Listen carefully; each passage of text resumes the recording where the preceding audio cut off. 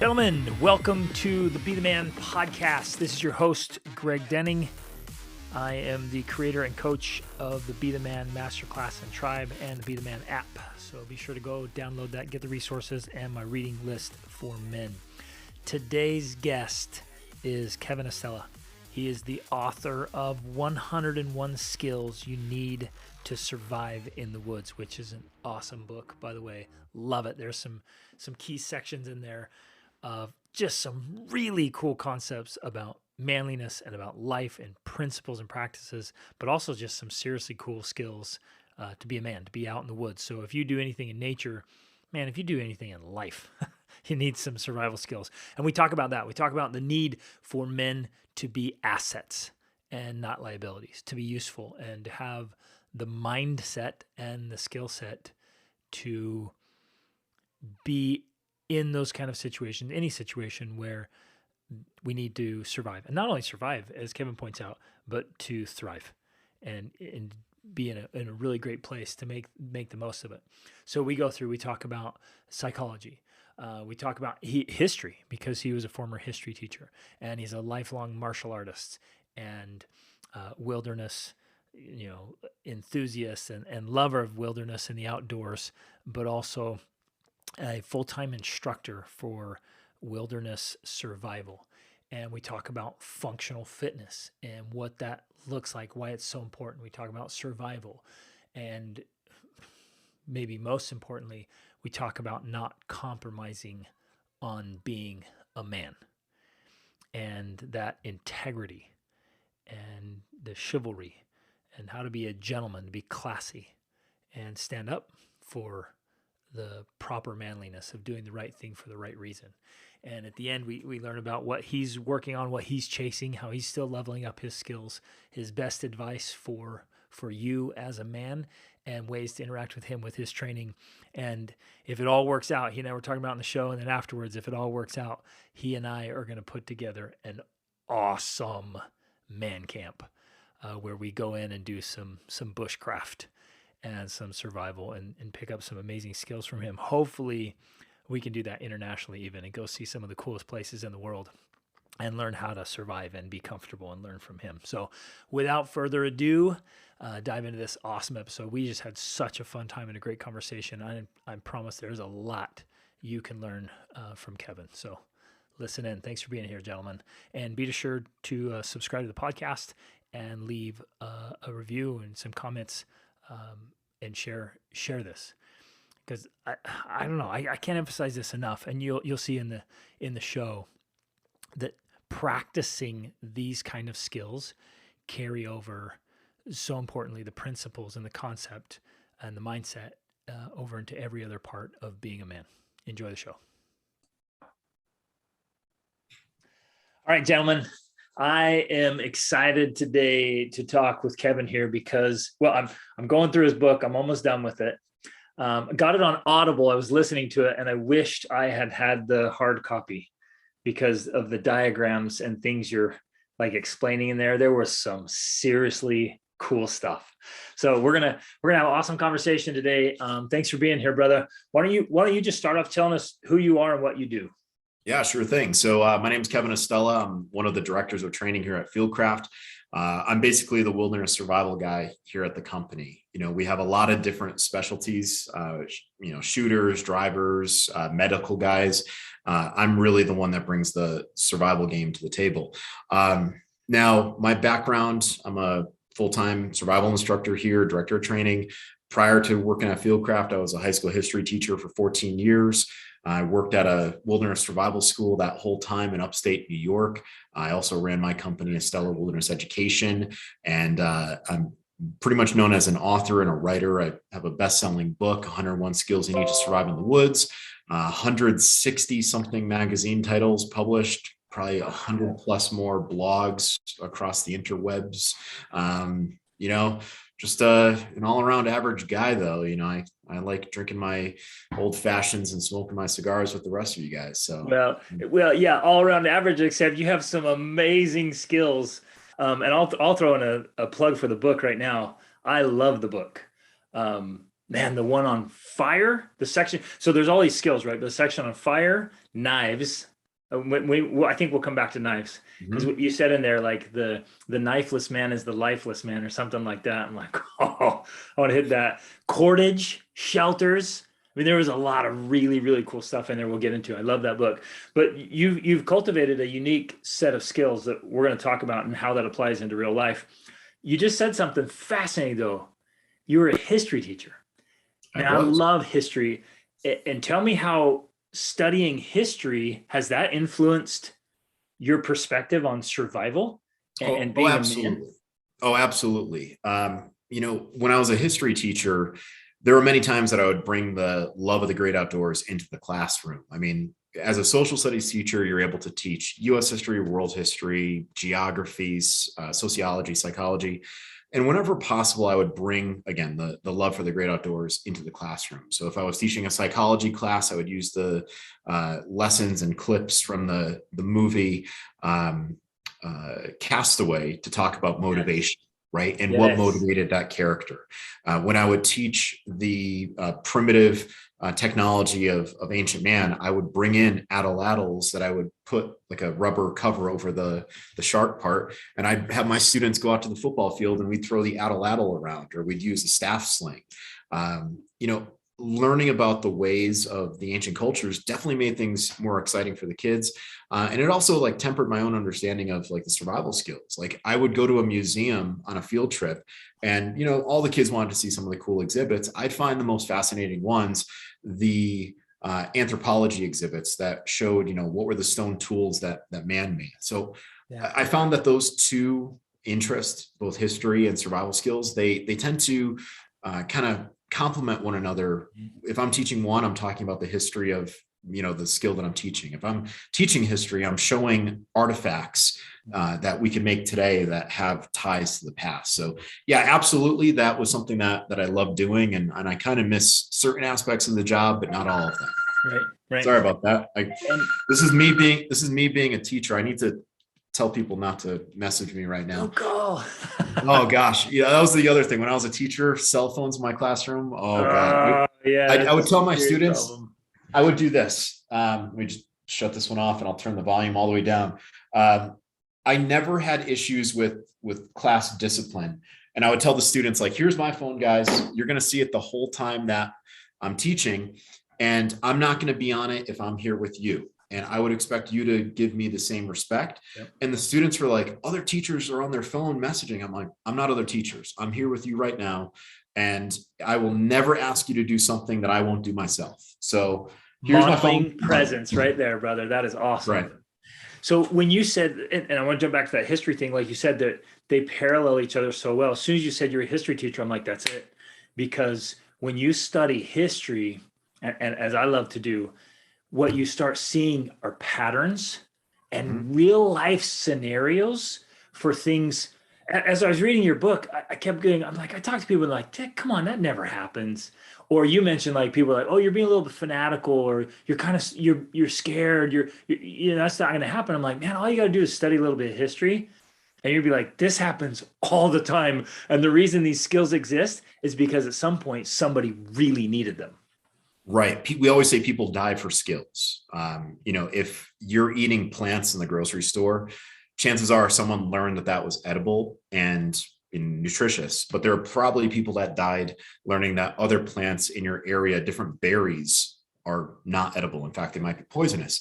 And you're right. I mean, the old expression is history repeats itself. And there are some who will believe that history repeats itself, line for line and beat for beat. But the reality is it's more conceptual. Right. So there are going to be examples of more powerful entities taking over lesser powerful entities. There are going to be examples of technological jump, but they're not going to happen, again, carbon copy of what happened in the past. Right. But if you start identifying these different concepts that have repeated throughout history, then what I would always tell my students is that you almost have an unfair advantage over a person that's not a student of history, because you can foresee what's happening, in your life before it actually does. Yes, and you can see the patterns, the principles, the concepts coming.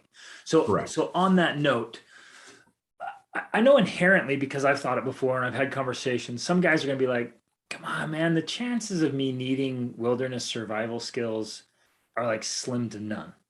Hmm. But in our travels, so I've taken my family, I've gone to almost 50 countries, taken my kids to like 35 countries, and we've done extensive traveling and extensive outdoor stuff. So, and I've come across so many scenarios as I was going through your book. I'm like, yep. Oh, could have used that. Wish I'd known that. Right, going through that. But the average guy, he's thinking, nah, what's the chances of this happening? And so I want to go there first of like, why do you believe what you're teaching and what you've mastered is relevant? Why do men need to know this stuff besides the fact that it's like seriously cool? Well, you just said the key word, relevance. One of the things I always tell students is I want to take you out of your comfort zone. I want you to do difficult things in life. I don't want you to find the easy way through, because there's an old expression, train hard, fight easy. I want you to realize, and this is whether we're doing survival skills or we're grappling, striking, we're doing combatives. I want your training to be a gut punch, literally. Sometimes, you know, sometimes actually physically I'm going to gut punch you, but I want you to realize that if you can do difficult activities, then when you get back to your quote unquote work, it's not really work. I mean, it's more of a task. As a teacher, I'd sometimes show up with like a black eye from catching an elbow, or I'd show up with a cut lip, but my favorite was my last year of teaching. I showed up with a dislocated rib, and I had an ice pack on my ribs, and my students were like, why are you still here? Shouldn't you be at home? I'm like, I have a responsibility to be with you. So Yeah. when students were like, well, oh my God, other teachers want to do that. I'm like, again, I'm not other teachers, and I believe in a code, and my code is I'm responsible for you guys. I don't like the idea of handing off a responsibility to someone when I know I can do it myself. So as far as the whole survival thing, and as far as why do I tell people to do it, it's because if you can do something difficult now, then you can always fall back on that memory of, I did this before, I can do it again. And I think there's not enough testing of ourselves these days, because 100%. we like taking the easy way. Yeah. I tell people, throw a lighter, throw a Swiss Army knife in your pocket, and you're probably going to be better prepared than most people out there. And you'll find that there is a virtue to preparedness. It feels damn good when someone says, hey, I need a knife, and there's a group of grown men and no one has a knife. And it's like, well, I do. Well, you suddenly feel better because you're an asset. You're not, a liability to the group. You have a way of helping people. So I always tell people, you're going to learn to think differently in my class. You might initially take it because it's cool. We're going to build fires. We're going to cut things with knives. I'm going to show you different ways of using cordage that are pretty awesome. But you're going to realize that that concept of self-reliance, being resourceful without resources, is going to carry over into other aspects of your life. So that's why I tell people to do it. That's the long answer. Exactly. Short answer, it's cool. It is very cool, but you're spot on, because that specific skill, it may not be that specific skill you use, but you become useful. You Right. become resourceful. I heard somebody say one time, it's not about the resources, it's about resourcefulness. Mm-hmm. And man, from what I can tell, everything you're teaching is that. Like, see what you can grab, think through, put together to make a bad situation at least better. Right. And if someone says, well, it only makes it 5% better or 10%, like if they want to get all quantitative on me, I'll say, guess what? That's still better than not better at all. And you build momentum, right? If you're learning survival skills, I mean, it seems like it's an uphill battle right from the get-go. There's so much to learn, but every day you're improving. You're not going to go, using a martial arts expression, from black belt or from white belt to black belt overnight, but every day you're getting better. Right. Same thing with the survival skills, with the bushcraft skills, sportsman skills. You're constantly becoming a better version of yourself. And that's ultimately the goal. You want to progress every single day. Yeah. On that note, it was interesting in your book, you mentioned multiple times that if you don't keep your skills up, they wane. And there was a couple of things, I can't remember if it was like, I think it was navigation. You were talking about, like, if you don't stay up on this, you lose it. It never occurred to me like that was one of those skills that atrophies as well. Like, you're like shelter building, whatever. It's like, you got to stay on top of some of these skill sets that are most important to you. Spot on. And perfect example. Like this past week, I've really hit the water hard fishing. I've been a lifelong fisherman, and I'm out here in Utah, and there's access to some great, bodies of water, and we have all different types of trout and whatnot. Well, I know from the height of COVID, where I was literally fishing every single day. That's awesome. Every day because I lived in Connecticut, 10 minutes away from a trophy trout river.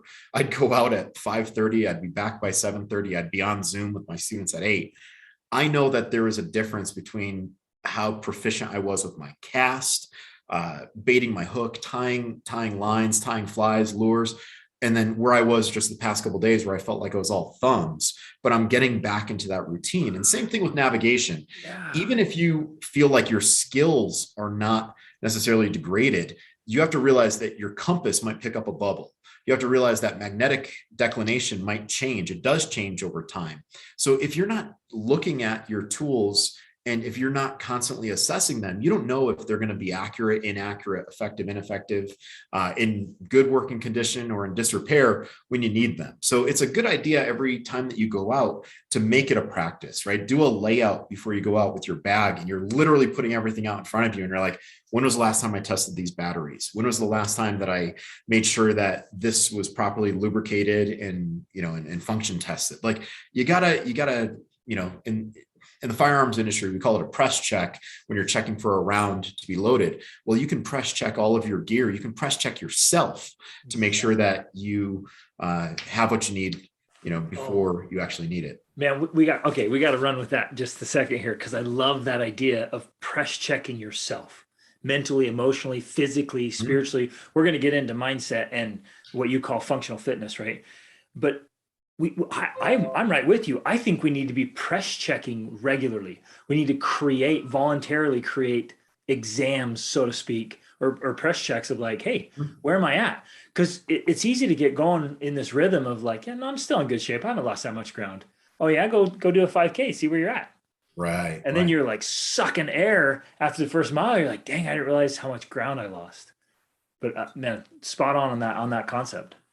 Yeah, there's an idea too, like there are a lot of folks out there that don't want to be honest with themselves, right? Or they're afraid to, right? There are people that don't like going to the doctor because they're afraid of a diagnosis. There are people that don't like trying that 5K because they're realizing, hey, they're getting a little bit older and maybe they're not as fast as they were in high school.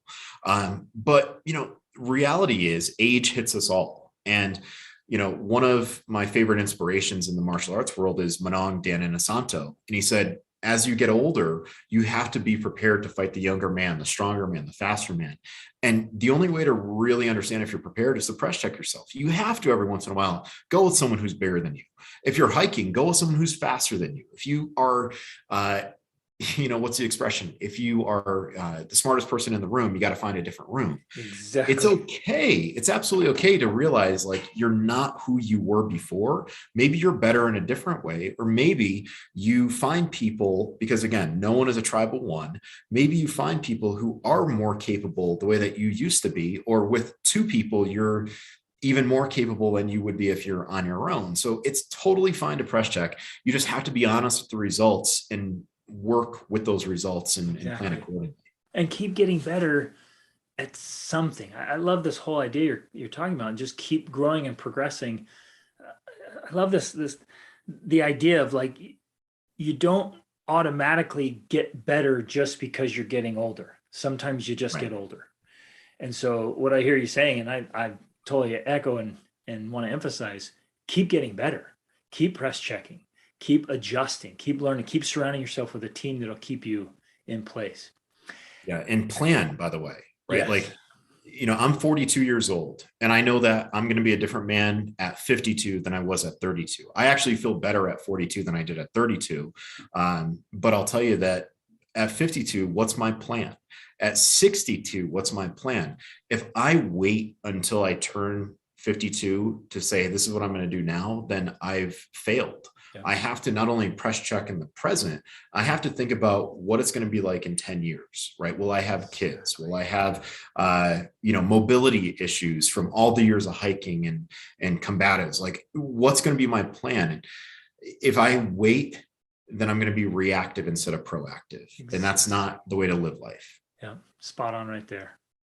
So before we dive into some specifics, how much of wilderness survival could be used in urban survival?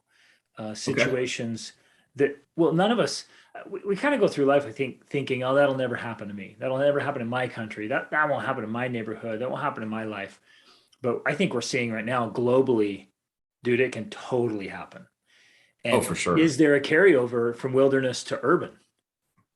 Yeah, I think that the concept that you're talking about is normalcy bias, right? Like, oh, this can't happen to me. Like, oh, this is totally normal. Like, but little by little, we're losing ground in certain aspects of our life where we should be paying attention. But as far as the wilderness survival skills translating over into urban, you probably don't want to build fires in an urban environment because that's arson. You probably don't want to try chopping down trees in an urban environment because you might be wielding a dangerous weapon. Well, there are certain concepts, getting back to history, right? Conceptual survival concepts like shelter. Shelter is what you sleep inside of, over, and under, right? IOU. Well, if you go into an urban environment, you can find something to sleep inside of, right? Many times there are shelters you can actually go to, missions that you can go to, churches that you can go to. I was just driving through Provo and I saw people camping on the front lawn of a church. So you can absolutely find shelter. It's not difficult. Now, if you start getting into like the surreptitious urban survival, the discrete survival, non-permissive environments, then we're starting to talk about like, living among the homeless population, living among places where you shouldn't be living, culverts and drainages and under bridges and things like that. Well, you still are applying something to sleep inside of, which is your clothing, never leaving home without something to sleep that you could sleep outdoors in that day, something that you can sleep under and something you can sleep over. I mean, many times you take your backpack, you sit down on top of it, and now you're insulated from the ground. So there are a lot of survival concepts in that respect. Food is not terribly difficult. There are stores everywhere in an urban environment. There So are let's candy. let's do this though for all three of those things. Let's say either a natural disaster. I always think of Hurricane Katrina, Sure. and or an earthquake or whatever, or a war zone. I mean, Ukraine right now is a perfect example where some of these places just been decimated. They don't have power. They don't have running water, electricity, power, right? A lot of these things they normally could rely on are now disrupted for some reason. I just kept thinking your skill set could depend in many cases on survival or not. Right. And there's an idea of bugging out and bugging in. If you are in an area where you can stay in, stay in. Your home is your greatest resource. Now, obviously, that decision is going to be a very difficult one because you have to say, I'm abandoning everything I've worked for, everything here, and I can only travel with what I can carry on my back or in my car. Movement in all of those scenarios that you mentioned is absolutely vital. Hurricane Katrina, if you think about it, hurricanes lose power when they go over ground. Plenty of people left Hurricane Katrina and traveled north, right? Plenty of people left areas where, 9/11 is a great example. 9/11 happened in lower Manhattan, but if you were to travel to Midtown, yes, you'd hear sirens, but it wasn't affected the same way that Midtown was. So distance is your friend. And you have to realize that every one of those, with the exception right now of Ukraine, has a finite lifespan. Hurricanes eventually lose power and weather goes back to its normal pattern. 9/11, we've cleaned up. The scars are still there, but we've cleaned up.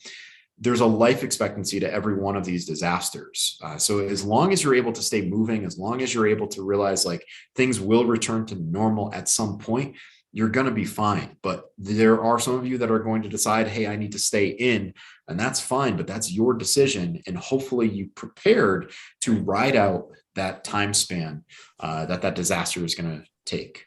Brother, I love that concept of seeing what it is that's threatening you. What lifespan does that thing have? And if you stay, are you prepared for that lifespan? Mm-hmm. That's a really cool concept. Okay, let's shift gears. One of the most exciting things that I was excited to talk about is mindset. Mm-hmm. I love the wilderness. I love getting out there. A few times I've just attempted to take what I had on my person, go out into the wilderness and just lay down and go to sleep to spend the night.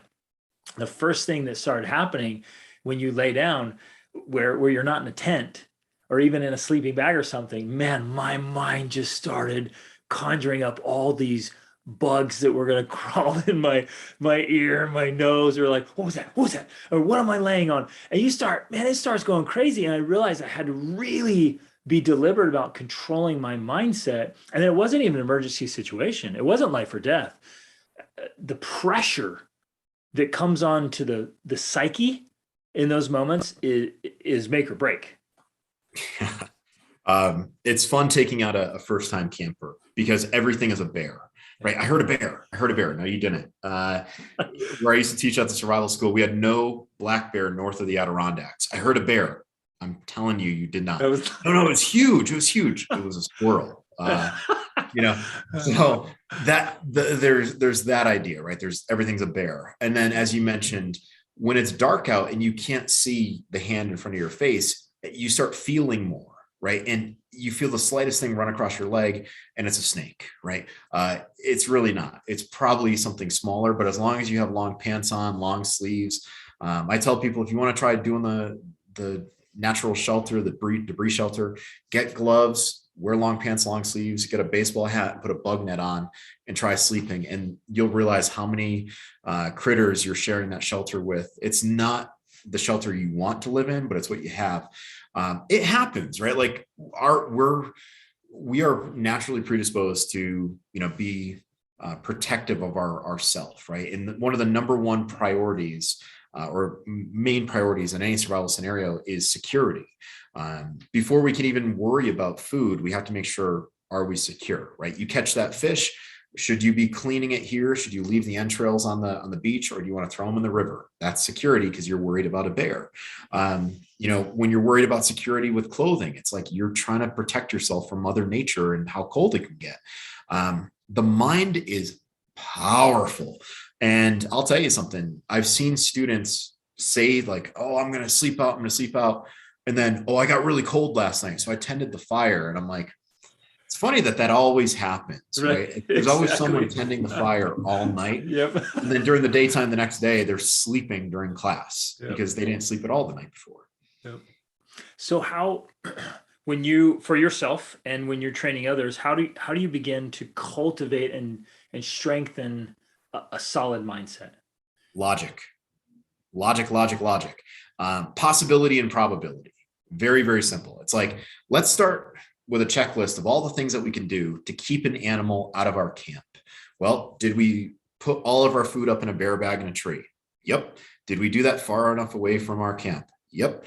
Did we leave anything in our bags that could potentially bring a bear into camp? Nope.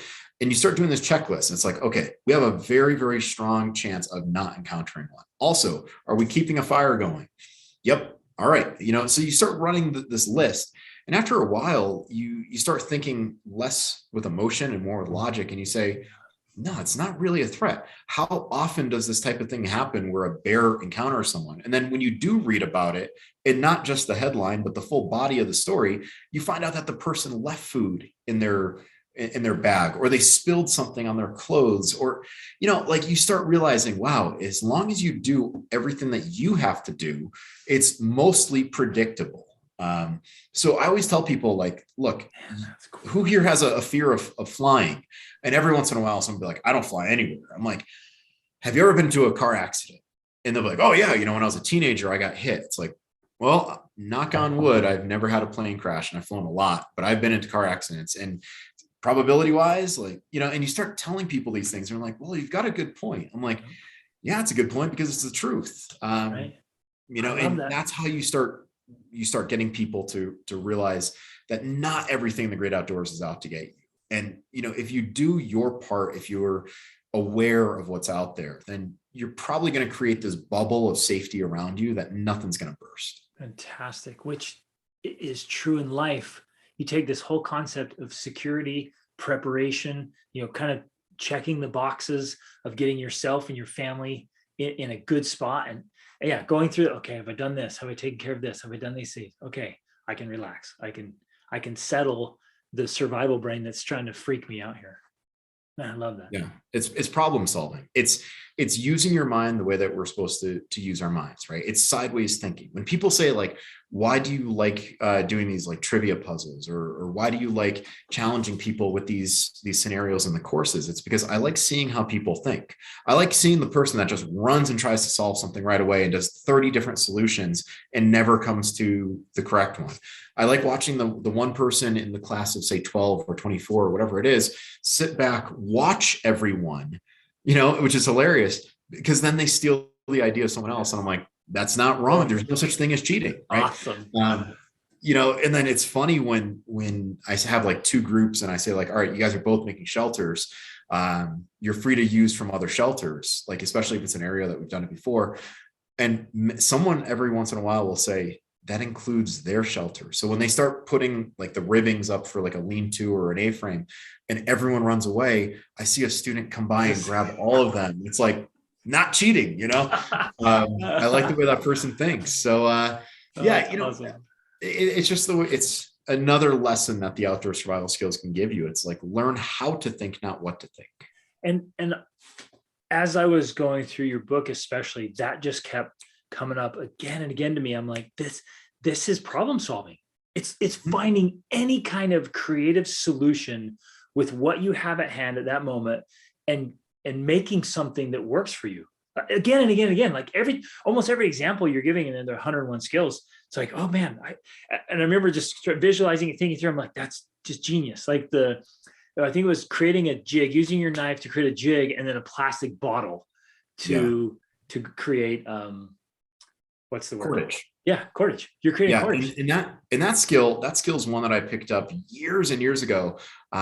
Again, as a teacher, we were watching some documentary, and there is a show about people that were living in Haiti, and they were repurposing garbage. And they were showing how they would turn rice bags into purses, and they would use water bottles. And I'm like, that's a great skill. And then next thing you know, I saw more and more people doing it. And I'm like, that's one that I need to include. And one thing I'm quick to do in my book, and I'll always say, is like, I didn't invent any of this stuff. I just deliver it a different way. And I try to give credit wherever credit is due. So if someone tells me, hey, it wasn't that documentary in Haiti that you saw that, it was from this guy, I'll say, then maybe it was, but I remember watching that documentary with my students, and the students were like, that's awesome. And we made it in class.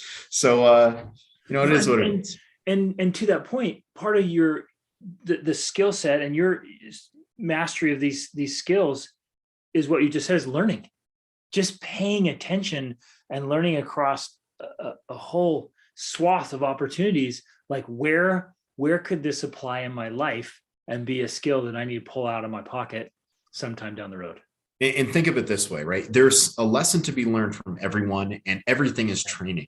I marvel when I watch someone who's, say, like a short line cook, and they're able to keep 30 different orders going on one grill. And it's like, how do they do that, right? How do they know that this is all going to be done at about the same time? But it's a process, right? Process driven.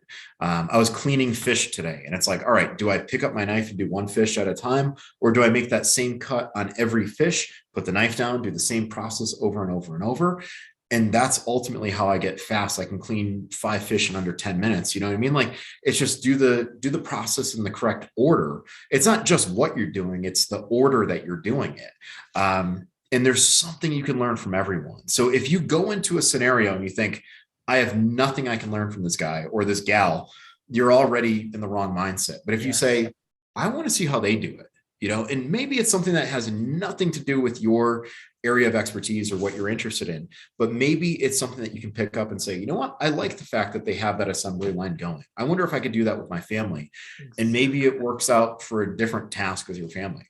Exactly. So that's the way to do it. I love that, man. Okay, let's shift gears now to functional fitness. Yes. Right? You and I see this all the time in every kind of scenario possible, where the condition of your body has to be, you've got to be able to use this vehicle you have for the scenario you're in, right? And you could be fit over here, but it's not very functional. And I hope you'll talk to that.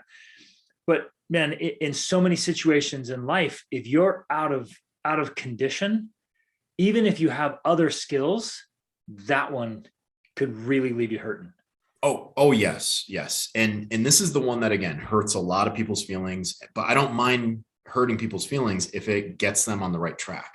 Number one, we will not be fit for every single task, every single moment of the day, right? If you're lifting weights to be some power lifter, to lift heavy objects and put them down, you're not going to be the same type of condition to run a marathon. Right. And on the flip side of that coin, if you're trying to run a marathon, but then you also want to work out your fast twitch muscle to be the fastest. Well, it's two different things, right? Like marathon running, sprinting, two different things. Functional fitness in my eyes, I always look at it as what do I need to do to my meat suit? You know, I always joke around. I call my body my meat suit. Awesome. What do I do? What do I do to my meat suit to make me an asset, right? I know personally when I take people into the field, there may come a time where I have to pull that person off a mountain, quite literally, like drag a person off a mountain. I need to be able to do that. It's my responsibility as an instructor. I know that if I'm out with my girlfriend, if something happens to her, I'm putting her on my back and I'm going. And if I've had to literally do that. Yeah. And and you feel good afterwards. It's like, look, I took care of them. I hope I never, ever have to live through the experience of regret that I should have been in better shape. I chose to not do something, and now someone is hurt because of my weakness. And that's ultimately what you have to call it. And it's a tough word for people to swallow is, are you strong or are you weak? It's one or the other. There's no, well, I'm kind of strong. Well, you're also kind of weak then. Yep. I like telling people, what do you need in order to, let's say, be like a modern Minuteman? Well, you probably need to know how to move with a backpack. You probably need to know how to shoot a rifle. You probably need to, like, there's certain things. And then you say to yourself, well, how far would you have to go? Well, have you done that? And are you really working out what you need to work out? As a grappler, I learned a long time ago that bench pressing is cool until you realize that there's no person that's equally balanced. And sometimes you're pushing with one hand like this, sometimes like that. And it's better to have functional fitness than the beach muscles, which, half my age ago, I was all about the beach muscles. But then again, like I was a 21-year-old kid, trying to impress the ladies. So, right. I mean, it's different now. It was functional for that purpose. That you're correct. Spot on. Yeah. But, after a while, you start saying like, okay, that's a real selfish reason to get fit. After a while, you start saying, how can I use my fitness to affect everyone's survivability? Right? Can I process wood? Can I keep everyone warm? Can I go and go and go? Can I drag food to people if I had to? I mean, as a hunter, you shoot a big buck, it might weigh out 250, 300 pounds, and you're dragging that animal, possibly from one point to another. That's a lot of weight that you have to carry around. That's functional fitness. It's all important, man. I love it. So if you could, and maybe you thought through this, maybe not, I might be putting you on the spot here, and we can kind of just, the two of us, if we could put up some kind of bar, some kind of measurement, some kind of, even an ideal. I mean, obviously we'd like to be like, I could go do an Ironman tomorrow, right? Whatever. But if we put up a bar, like what looks good? If these guys are like, okay, I'm in, I want to do that. How am I measuring it? Okay, great. It's not by bench press. What are some marks we could shoot for? Okay. So my good friend, Bill Rapier, former Navy SEAL, runs AMTAC training. I mean, he's technically a competitor of Fieldcraft, but he's my friend first. Right. And we don't ever say that they're truly competitors because we want people to be more prepared. So he's one of the good guys. I've had him on the Fieldcraft podcast. Good dude. Bill already has created a standard, and I'll share that with you after this. I'll message you. And he says, you should be able to run a mile minimum, right? Bare minimum. Every single man needs to be able to run a mile. He has a standard there with like, everyone should be able to climb over a 6-foot wall. Simple, right? There are some people that wouldn't know how to climb over a wall. Exactly. Right.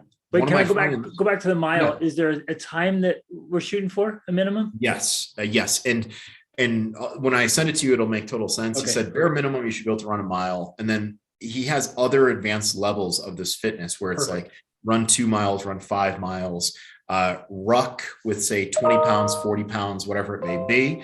And So then he that's has other for things in there. those listening that may not know, it's just throwing on a pack and you've got a certain amount of weight in that pack and you can go a certain distance at a certain speed.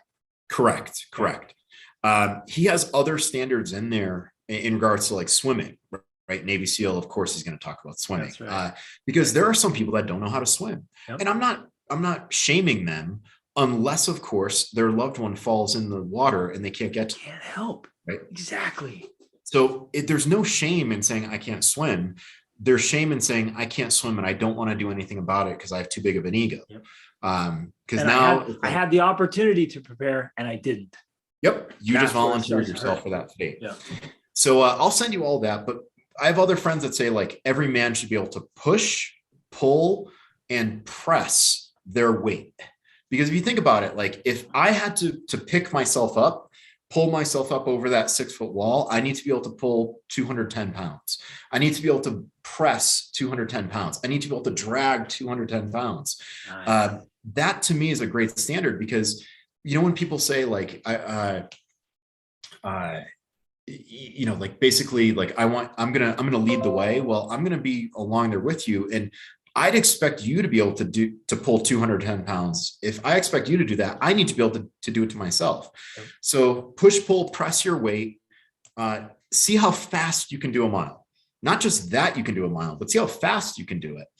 The other thing I would tell people to do for functional fitness is, and this is one of my favorite things, how long can you hang from a bar? Yeah. That's because grip strength is highly, highly underrated. And I like when I'm grappling, if I grab onto someone's collar or if I grab their sleeve and they're doing all the grab disarms, right? Like they're can't trying get to out. use their own fabric, trying to compress my thumb. Yes. And I'm like, it's not happening, buddy. Like That's I own awesome. you. So there's a lot of different things you can do. But I would say that the running, the lifting, the rucking, it's all good functional fitness. Which one in going out, and thanks, I love all that. That was really cool. In you being out in survival situations and your students and people you work with, which area has been taxed the most? Diet, and we didn't talk about that yet. By Let's far go there. diet. Let's go there. You know, you talk to anyone, you talk to, you know, professional bodybuilders, CrossFitters, you talk to whoever, and they'll say that the diet is one of the hardest things to maintain. And there's an old expression, I'm using a lot of expressions, but they're powerful. The belly rules the mind, right? It's a Spanish proverb, the belly rules the mind. And you could be out there and you could be the most fit person, but after a while, you're going to start craving food.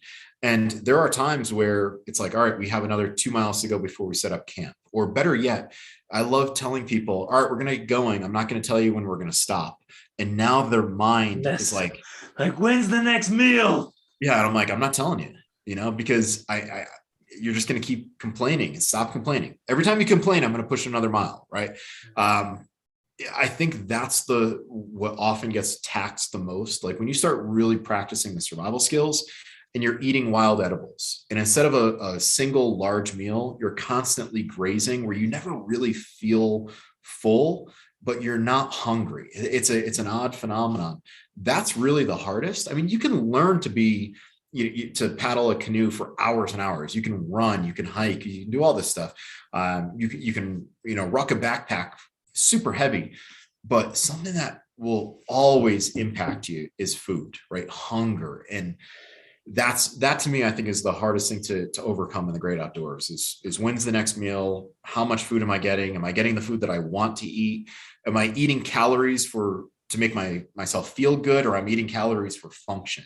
Like it might not taste good, but it will keep you alive. It keeps you going. And well, the belly ruling the mind, because there's a lot of psychology in that as well. Like mastering this to deal with this and whatever's happening. Is there a way to train for that? I'm thinking of like multi-day fasting, intermittent fasting, just changing up what you eat, so having enough variety. Yeah, what can we I'm do a there? I'm a fan of intermittent fasting. I do a 16 and an 8 That's what I hour do. daily. Yeah. Yeah, so I stop eating around 7:30, 8 o'clock, and I don't start eating until noon the next day, roughly. Now, the intermittent fasting, multi-day fasting, if you want to read up on some really interesting stuff, look up Jeffrey Wu, and his company is HVMN, Health Via Modern Nutrition. Solid guy, good friend.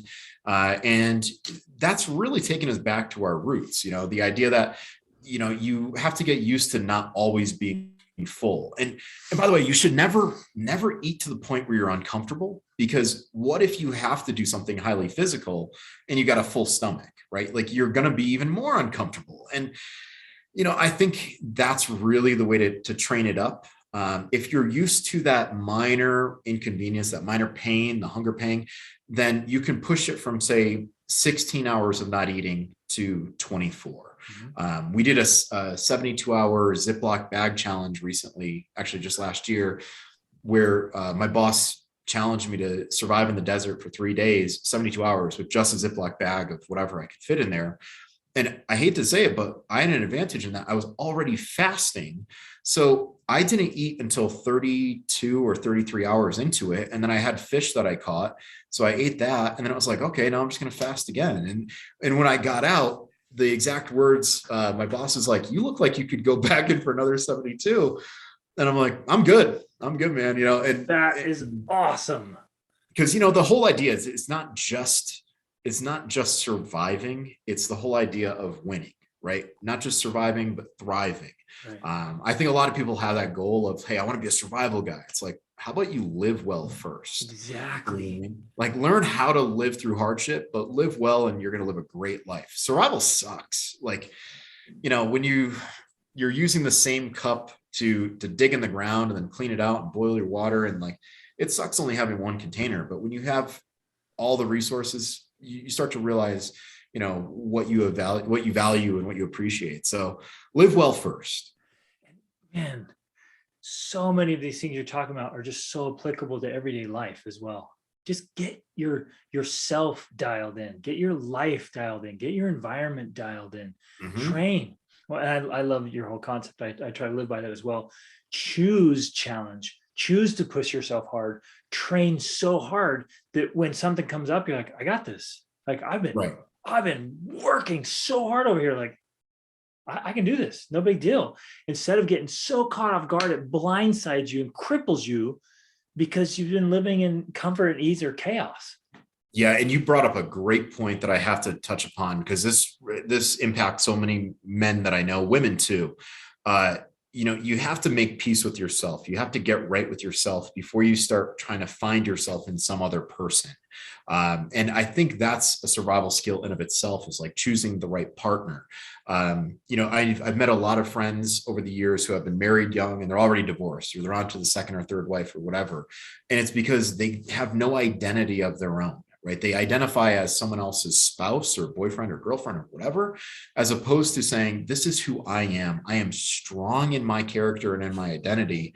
And listen, I will change a little bit for someone because I expect them to change a little bit. Like, that's the whole idea of adapting as a couple. But, there are certain things that are unnegotiable, non-negotiable terms. And this is who I am. This is what I do. I like doing things a certain way. But that's who you are. And the sooner you find out who you are and what you're made out of, and what drives you, the more successful you're going to be once you choose a partner to be with. Because now you're not looking for something else. They're complementing you. They're making your life so much better, but you're already happy with yourself. Like, they're the icing on the cake. So shout out to Julia, by the way. She's my icing. That's awesome. Oh, I love it. That's so nice. And what better way to discover, or I think better, make yourself and your identity, figure out who you are, than testing yourself. And test yourself with your partner too, by the way. It's kind of funny. Exactly. Yeah. Then you'll find out what you're both made of. Oh, spot on. Comes up. Oh, that's awesome. Okay. That's a good lead in to something that you and I had touched on before we met, of not compromising as a man. And you brought that up. What are your thoughts on that? Because I write about this, I speak about it, I talk about it all the time. Like, there's this level a standard that needs to be set and maintained. Yes. So my father is Spanish Filipino. He grew up very old school, very chivalrous man. He's 84 years old, still working to this day, tough as nails. And he raised me to be a gentleman. And he raised me to be quick to listen, slow to speak. He told me to never really be the loudest voice in the room, but when you do say something, make sure that you say something powerful, right? Something that my dad taught me to do was always walk on the outside of the road, right? He always taught me to hold doors for people. And I say people because recently a good friend of mine, Craig Caudill, Nature Reliance School, he held the door for a female and the female yelled at him saying, you're being misogynist. I can get that door. And Craig simply responded, I hold the door for everyone. Yep. Right. And that's one of those things, like, I won't even admit if someone calls me a misogynist for holding a door. I'm not going to say, oh, I'm so sorry. Like, if I apologize for doing something that is right in terms of being polite to a person first, regardless of gender, regardless of sex, then I'm kind of giving in, and I'm not going to do that. And I've had people say that, oh, it's intimidating. You know, you didn't apologize. You didn't say that you're sorry. And it's like, I'm not going to. Right. Because I did the right thing. At the end of the day, I did the right thing. So as far as being a man, and as far as not apologizing or not giving in, it's like, do what you feel is right and do what you would want someone else to do. Fall back on the golden rule. Yep. It's found in the Bible. It's found in the Torah. It's found in the Quran. It's found in Confucius's teaching. The golden rule, whether it's not the same rule word for word, but this concept of doing unto others, right, that you'd want them to do unto you has been found across time, across space, across creed. It's a universal. So if someone tells you, like, hey, don't do that, that's wrong, you're doing that just because you're a man. No, I'm doing that because I'm a good person. Yeah. Right. You know, and I'll use their own words against them. Yeah. They're like, why are you calling me a man? You know, yeah, exactly. This is humanity. I'm just being a great person. So my favorite French phrase is noblesse oblige, and directly translated means our nobility obligates us to be kind and generous. So as I'm hearing you talk, like, do the right thing for the right reason, right? I'm like, yeah, it's because I want to be classy. I want to be noble. I want to be kind. I want to be thoughtful. I want to be a great person. And so I do those things. And it's not like I'm not playing any social games that are current trends or whatever. I'm going to be a good person as best as I can be. That kind of reminds me, one of my martial arts instructors, a great inspiration in my life, Tuhan Tom Kyer of Sayak Ali. In one of his seminars that I sat in on, he said to the audience, he goes, I wish more people would walk down the road and thank me. And we're all like, what? You know, and I'm paraphrasing. He goes, because I decided not to hurt them. You know, like, there are people who, you know, flip me off in the car and I'm like, what do you have no idea? Exactly. Right? Or the reason I'm not engaging in an argument with you right now is because I don't want to watch you cry. You should thank me for not going full alpha on you. I'm trying to be as civil as I can. So I joke around and I say that in front of my friends every once in a while, like, more people should thank me. They should be thanking me. Yeah. Which you'll appreciate this. The best definition I've heard of meekness is having a sword, knowing how to use it, but keeping it sheathed. And it's that same concept. Like, I have the tools, I have the power, I have the skills, and I could whip you if you deserved it, but I'm not. Right. And it's a smart idea. And it's a smart idea, by the way. If anyone's listening and you're into self-defense, you're into carrying a pistol, you're into combatives, whatever, right? You have to think before you act. What are the first, the second, the third, the fourth order of effects if I do act, right? Like, I've known a lot of martial artists over the years that say the greatest skill is learning how not to fight, right? It's not proving, hey, I can throw a wicked cross, or, hey, I've got a takedown that I can drop anyone with. Like, that's not great if you get arrested for assault and now you potentially lose your job. And now your friends don't want to associate with you, or they can't because you've got a criminal record. You know, like, I think it's important as a man too, yes, be capable, right? Carry the tools on your body, the tools to defend your loved ones and yourself, carry things to keep your life going, but also learn to take yourself out of scenarios where you don't have to resort to them. Because at the end of the day, if someone wants to call me a name, I've said this to someone, I swear, and this is one of the greatest insults I've ever said to someone. I said, you said that to me as if your opinion matters. And I just left it at that. And dude, that is an awesome response. I was like, an insult. Yeah, I was like, you said that to me as if your opinion matters. Like, at the end of the day, sticks and stones, right? Like, we're living in a society now where we're using feelings to rationalize actions. Yes. Well, I'm a big fan of realizing like the opinions that matter to me are my loved ones, right? The people closest to me, the people that count on me, I count on them. Some stranger can call me whatever they want. I don't care. Like 30,000 followers on Instagram, whatever, 300, 400,000 on Fieldcraft Survival. If someone wants to run their mouth against me, I don't know you, right? Like, now, and it's for the same principles. It's principles that guide our behavior, our actions, and our standards. Not, oh man, how are they making me feel, or how am I making like these feelings? We're getting things a little bit twisted and distorted as a society because of those very things. We need to bring back those principles. Yes, I love it. Okay, a couple things that I'm just curious for kicks and giggles. Just take a minute and talk about knives. They're so important. I carry one. You carry one. You just got a new one recently that I saw looked awesome. Yeah. Just quickly talk about, are you pulling out multiple? Yes. Okay. It's just like, whew.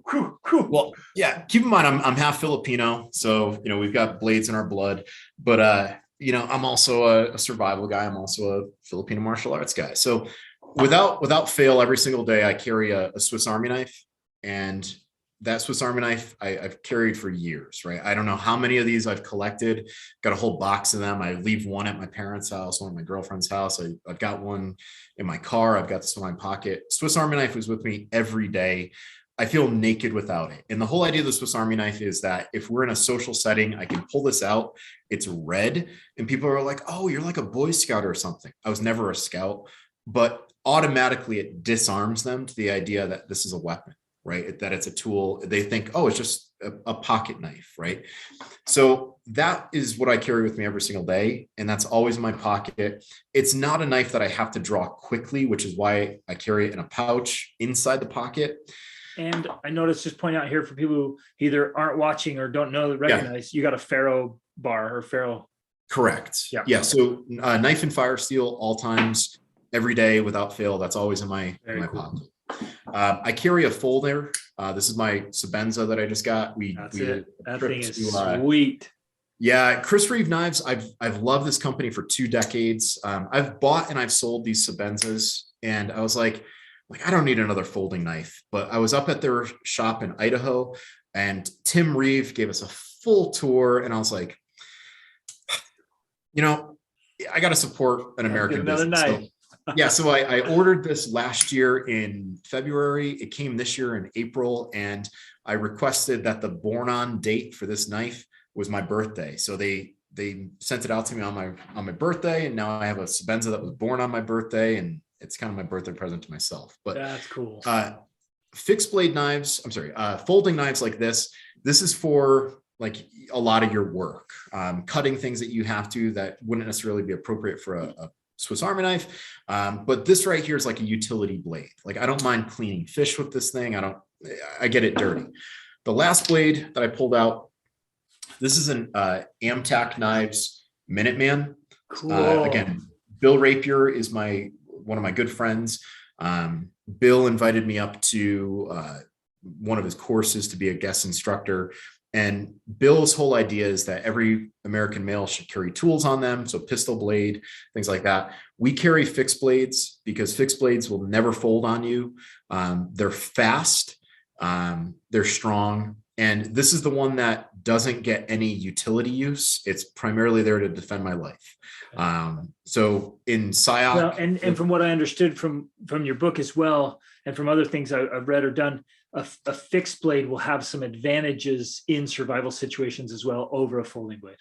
Correct. Right. Because I mean, if you think about it, even on a high-end folding knife like a Sebenza, it's a pre-broken knife that's pinned back together. That's how you have to view folders. And, the whole idea is that this knife under enough pressure will break. A fixed blade that has a full exposed tang is a lot stronger.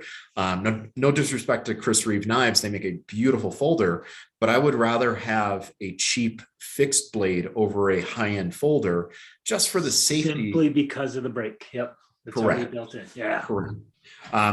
So I carry 3 knives on me daily. People think I'm crazy, and I'm totally fine with that. That's awesome, man. So I thought I got one every day, right? I got this folder every day, but 3 is the new level. How do you carry your fixed blade? Is it on your belt? So the fixed blade is here on my belt. Nice. And it's other strong hand. So strong hand, other strong hand. We don't say weak hand, because if you start believing that one side of your body is weak, you're going to doubt that side. So it's the whole idea that, like, if I throw a jab with my left hand, it's going to hurt. I also know that I can transition from my strong hand to my other strong hand with a pistol, and I can shoot that other strong hand. So I carry it other strong hand because I know that if I'm flanking on a person, like, I can keep that blade away from them. But I also know that I can access that tool with one side. I can cross draw if I had to, but it allows me to have my tools in my general area to access them quickly. Yeah, love it. And this is part of a lot of people won't be familiar with the term EDC, everyday carry. And this is what you have on for that. Yes. And don't get me wrong. I did not carry a pistol on me when I was a teacher. I didn't carry a fixed blade on me as a teacher, but I did have a birthday cake knife. It was a pink handled knife that I kept in my closet, which was only meant for cake, of course. Right. I'm not saying it had any other purpose, but let's just say that it was there. It was there if another purpose presented itself. Right. But I still carried a Swiss Army knife in my pocket every single day as a teacher, and a folding knife I put behind my belt and into my pants, so you couldn't even see the clip. And I carried that every single day. No one ever called me on it. 14. That's a great idea. So you're clipping it onto your pants, but inside your pants. So the clip is behind the belt and the knife is in the pant. That's fantastic. That's a great concealment. Yeah. Really cool. Okay. One more question. No, 2 more actually. Yeah, fire away. If you had to pick one skill for listeners to start working on that you would say, like, that, man, this, of all the importance of skills, like, which one ranks near the top or at the very top for you? I love cordage. Okay. Everyone thinks I was hoping to say that because the cordage section in your book is awesome. Yeah. And I'll admit, right? Like, when I wrote that book, I submitted 101,000 words, and I was told to cut it down by a third. I got it down to about 80,000, and then they were able to publish it as is. I lost way too many anecdotes by cutting it, but I was able to retain a few. And I knew personally that I wouldn't have as many illustrations in the book. But in this day and age, I mean, go to animatedknots.com. If I say tie a sheet bend, you can go to Animated Knots and watch a sheet bend being tied. And you look at some of the great survival books in the past, How to Stay Alive in the Woods, Bradford Angier's, very few illustrations. And it's considered a great survival book because the words were there. Okay. So I'm a fan of cordage. I don't think I have it visualized in my book as good as I should have, but again, I explain why. But cordage skills, you can do so much with line, right? You can fish with it. You can climb with it. I can secure an injured limb to someone's body with it. I can do a lot. Even if you're getting into, like, say, primitive fire making and you're doing the bow drill with natural cordage, you have to know a cordage skill. The gross motion of moving your arm and building a powder for a bow drill is not difficult, but getting good cordage off the land is. Plus, it's something you can do in traffic. Carry a couple pieces of paracord on you. You can carry paracord on a plane, and if someone gets unruly, you can tie them up with it. You can use paracord to secure your hotel door. You can use paracord to tie a trunk shut. I carry paracord every day, like 6 feet of paracord on me, and I find uses for it. Improvised dog leash, right? Like, I say that the most used items in my everyday carry are my Swiss Army knife, my flashlight, and 6 feet of paracord. I don't always use the lighter. I don't always use my chapstick, but I use those three every day or every other day. Yeah. And even the illustrations, we could just go on and on with examples, but from tying stuff down and knowing how to tie stuff securely to your roof, a canoe or a paddle board or a surfboard or whatever, to one of the examples in the book that this struck me so powerfully is like, if you have to lower some weight down, a person or something down, or get something up, and you don't have a pulley system, you got some cord, can you figure out how to do it without really hurting yourself or another person, or if you got to move, right? That one, I'm like, yes, you got to know. And I do rock climbing, rappelling, and mountaineering. I love that stuff.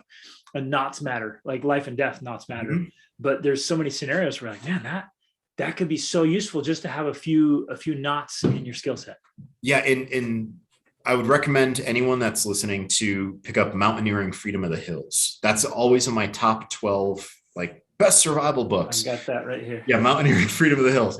Yeah. And you know, that pulley system that I talk about, that is a great family project. Like, if you want to do something where kids are going to be 100% bought in, it's like, show them how strong they can be by using their noodle. You know what I mean? Like, yes. Little kids, one of my hunting buddies does graphic design, and he's been on like studies of little children, boys, girls. And he said both little boys and little girls, they like building, they like constructing things. The difference is little girls will build something, stand back and admire it. Little boys will build it and then knock it over to build it up again, and knock it over and build it up. So if you can show a kid, hey, this is how you can build a system to lift something, you're engaging their mind, right? You're engaging the thought process, and who knows where they're going to use that somewhere down the line and say, you know what, I understand how that mechanics works. Like, if I make a couple pulleys here and I run the line through there, I get mechanical advantage. They might not even know the term mechanical advantage, but they just know by the motion that it's easier to pull. You're setting them up for success in life by giving them those skills.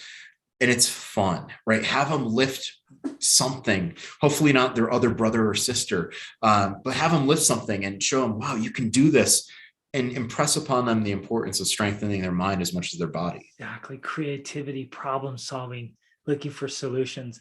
I think in the book, it was talking about using a munter hitch and a flashlight or something, and just like, yes, like putting that together is such a cool thing. And to do it with kids is really awesome. I love that. Great example. Okay. Last question. What are you personally chasing right now? Because I can tell you're a voracious learner. You're always trying to improve. In fact, in the book, you talk about intentionally making things difficult to, test the skills and level up. Is there something in your life right now that you're just chasing? A few things, as you mentioned. So one of the things I enjoy learning is I like learning about processes. I like learning how things work. I like learning how to fix things. So we just had an armorer's class here at Fieldcraft. So I learned how to take apart my Glock, and I became a Glock certified armorer.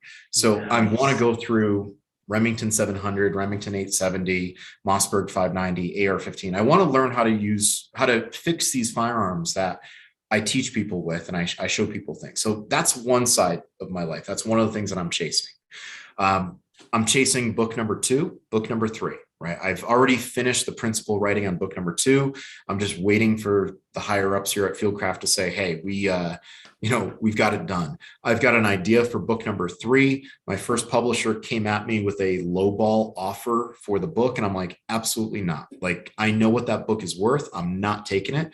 And that's knowing your worth, right? So I'm chasing having multiple books published.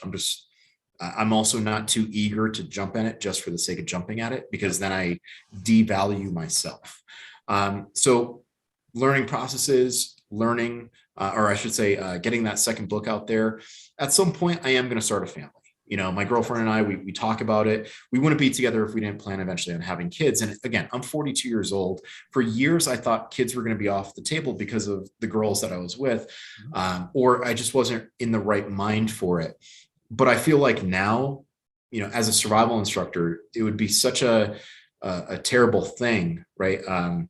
Ironic if I wasn't passing on my genes as a survival instructor. So that's something else I'm working on. That's a Hopefully profound irony right there, brother. That's a cool thought. I like that a lot. Yeah, that would hit me hard. Yeah. And don't get me wrong. I've been with some incredible girls. I can't knock them in the past for anything. I wish them all the best in the world. But my dad told me, he's like, when you find the right one, you're just going to know. Yeah. And I know that I have. So hopefully within the next 2 years, if we podcast again, I'll be like, hey, or I'll be like putting the little, be quiet. Yeah, I'll put the little little nugget on my. Oh, that's awesome, man. That's the best. I love that. Okay, cool. Fantastic. Any last piece of advice, something maybe we didn't touch on or we did, you want to reemphasize, last thoughts for men? So the last thought that I would recommend is just be a student for life, right? And that's the teacher in me. That's a student in me, encouraging people to do the same. And what I mean by that, and some people can call it this, is stay hungry, right? If you find that you're bored, that's your fault. Yep. There are so many topics in the great outdoors. There are so many topics you can find at the click of your fingers, click of a mouse online. There are people out there that just want to share what they're doing. And I guarantee they would share it with you if you asked. Swallow that pride and say, I want to learn this. So be a student for life, be a white belt at something new, and see how that changes the way that you revisit ideas in the future with a new set of eyes. Maybe you pick up something from a cooking class, right? We're talking about knives. Maybe you realize like, oh, I've been holding a knife like this forever, but what happens if I put my hand on this side or here? Maybe there's something new, but you won't find that out if you become complacent. So stay hungry, guys. And uncomfortable. Be willing to get in something new and suck at it. I started some dance classes with my wife, and I was just stepping all over myself and her.